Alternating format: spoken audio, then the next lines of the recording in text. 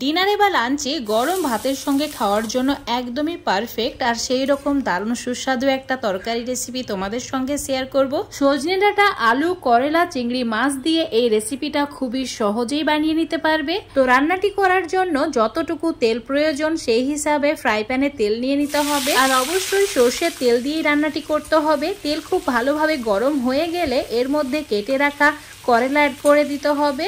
এখানে প্রায় 200 গ্রাম করলা ভালোভাবে ধুয়ে পরিষ্কার করে নেওয়ার পর এভাবে চাক করে কেটে নিয়ে আমি কড়াই অ্যাড করেছি, আর একটু উল্টে পাল্টে সময় নিয়ে ভেজে নিতে হবে যাতে করলাটা ভালোভাবে সেদ্ধ হয়ে যায় আর এরকম সবুজ কালার হয়ে থাকে। ওই তেলের মধ্যেই অ্যাড করে দিতে হবে এবার কেটে রাখা আলু। দুটি মিডিয়াম সাইজের আলুকে একটু মোটা রেখে আমি এইভাবে কেটে নিয়েছি, আর এইভাবেই কেটে নেবে তাহলে খুব সহজে এটা সেদ্ধ হয়ে যাবে।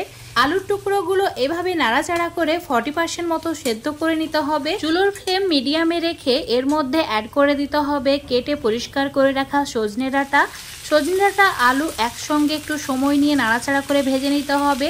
আমি প্রায় 3-4 মিনিট এভাবে ভেজে নিয়েছি। এই সময় আলু 80% মতো সেদ্ধ হয়ে গেছে। এবার একটা প্লেটের মধ্যে তুলে নিতে হবে, আর অবশ্যই এভাবে সাইড করে নেবে যাতে এক্সেস তেলটাও কড়াইয়ের মধ্যে থেকে যায়। যদি তেলের প্রয়োজন হয় 1 চামচ মতো অ্যাড করে দেবে। ফ্রাই প্যানে তেলটা গরম হয়ে গেলে অ্যাড করে দিতে হবে দুটি মিডিয়াম সাইজের পেঁয়াজকে ঠিক এভাবে কেটে নিয়ে তার সঙ্গে 3টি কাঁচা লঙ্কা।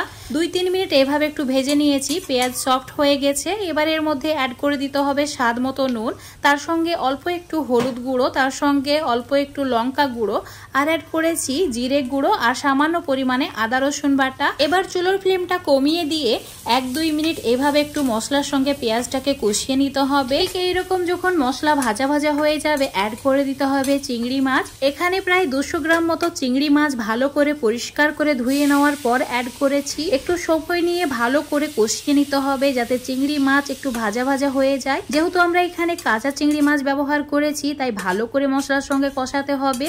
আমি 3-4 মিনিট সময় ধরে মিডিয়াম টু লো ফ্লেমে কষিয়ে নিয়েছি। এবার ভেজে রাখা সজনে ডাঁটা অ্যাড করে দিয়ে আবারও একটু সময় নিয়ে কষিয়ে নিতে হবে যাতে ফ্লেভারটা খুব ভালো আসে। 2-3 মিনিট আবারও লো ফ্লেমে কষিয়ে নেওয়ার পর এবার এর মধ্যে অ্যাড করে দিতে হবে জল। অবশ্যই এখানে অল্প পরিমাণেই জল অ্যাড করতে হবে, যেহেতু সজনে ডাঁটা আগে একটু সেদ্ধ করা আছে তাই অল্প পরিমাণে জল অ্যাড করে আবারও সেদ্ধ করে নিতে হবে। এখানে এমন ভাবে জল অ্যাড করতে হবে যাতে সজনে ডাঁটাগুলো অর্ধেক ডুবে থাকে, তাহলে রেসিপিটা একদম পারফেক্ট হবে। সমস্ত কিছু ভালো করে মিশিয়ে নেওয়ার পর ঢাকা দিয়ে 5 মিনিট মিডিয়াম ফ্লেমে রান্না করে নেব। তোমাদের আমি এখন 5 মিনিট পর দেখাচ্ছি। দেখতেই পাচ্ছ সজনে ডাঁটা একদম পারফেক্ট ভাবে সেদ্ধ হয়ে গেছে, মানে 90% মতো সেদ্ধ হয়েছে। এবার এর মধ্যে অ্যাড করে দিতে হবে সেদ্ধ করে রাখা আলুর টুকরোগুলো অ্যাড করে দেওয়ার পর চুলোর ফ্লেমটা একদম কমিয়ে দিতে হবে। তারপর এইভাবে একটু নাড়াচাড়া করে মিশিয়ে নিতে হবে। তারপর 1-2 মিনিট ঢাকা দিয়ে রান্না করে নিতে হবে যাতে আলু আর সজনে ডাঁটা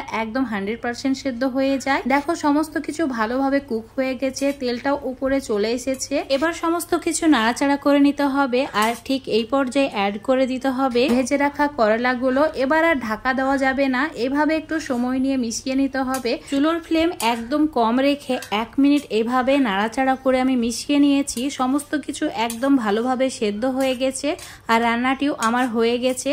আশা করছি আজকের এই রেসিপিটা তোমাদের অনেক ভালো লেগেছে। ভালো লাগলে অবশ্যই বাড়িতে একবার বানিয়ে খেয়ে দেখবে, গরম ভাতের সঙ্গে খুবই ভালো লাগে খেতে। তো আজকের এই রেসিপিটা যদি তোমাদের ভালো লেগে থাকে অবশ্যই লাইক, শেয়ার, কমেন্ট করে দেবে। ফেসবুক পেজ থেকে দেখলে পেজটাকে ফলো করে নেবে, ইউটিউব থেকে দেখলে চ্যানেলটাকে সাবস্ক্রাইব করে রাখবে আরও এরকম সুস্বাদু রেসিপিগুলো পাওয়ার জন্য। তো বন্ধুরা, যেই পর্যন্ত আবারও দেখা হবে নতুন কোনো রেসিপি নিয়ে।